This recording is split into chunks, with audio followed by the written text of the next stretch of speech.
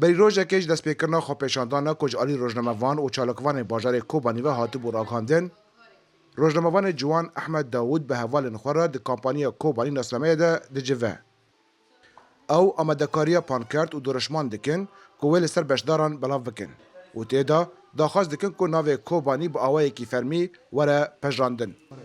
سبا جبوي مظاهرة ما أو مشى ما يعني من هالفي دركي لسر كرتونا شعارات خويا زيد كنا شعارات بكردي وبعربي جبوي صدى خويا زيدتر يعني كسن دنجي زانب مشى مجبوي شيء نعم لفي دركي كارخا ونيد كنا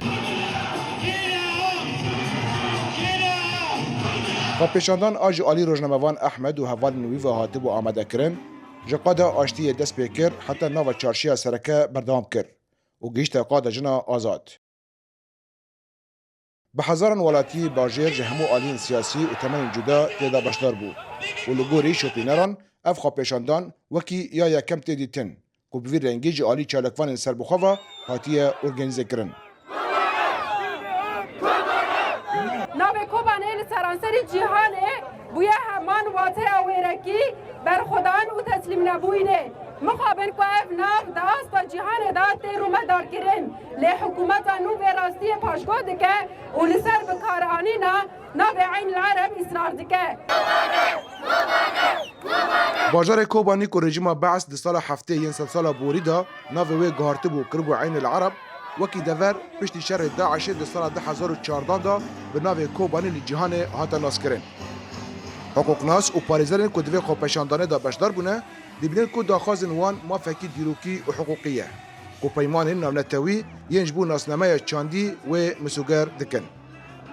عهود ومواثيق دولي قش حمو قلارة سامح دكي انه بنابي خو ثقافتي خو تراثي خو احتفاظ بكي ونابي كوباني برستي تراثكي مزنج بو قال لي كرد الكوباني تشتي دينجي ام وقت دنيرن يعني وملد دنرخينه انه قهرتني نافي كوباني بعين العرب تشتكي قهرتنا كديمقراطية يعني بيش الروجي خا قهرتنا كديمقراطية تشتاجي اما وقت زانم قانوني دولي برسر معاقبة دكي وەکی بەرسیڤeke rasterast ji bo kampanya Kobanî nasnameya û xwepêşandana gel ên ku ji bo vê armanciyê hat darxistin, hikûmeta Sûrî navê Kobanî li ser yek ji deriyên bajêr nivîsand.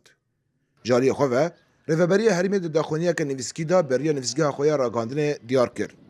Ku mijara navkirina bajêr bi temamî di destê Wezareta Rêveberiya Herêmê da ye û ne di çarçoveya desthilatdariya wî da ye. Her wiha tekez kir ku ew ê vê daxwazê ji bo şopandina rêkarên yasayî bişne aliyên peyndîdar. Ji aliyê xwe ve organîzatorên kampanyayê tekez dikin ku qonaxa bê dê bi gavê hiqûqî be û ew ê sözên hatina dayîn bişopînin.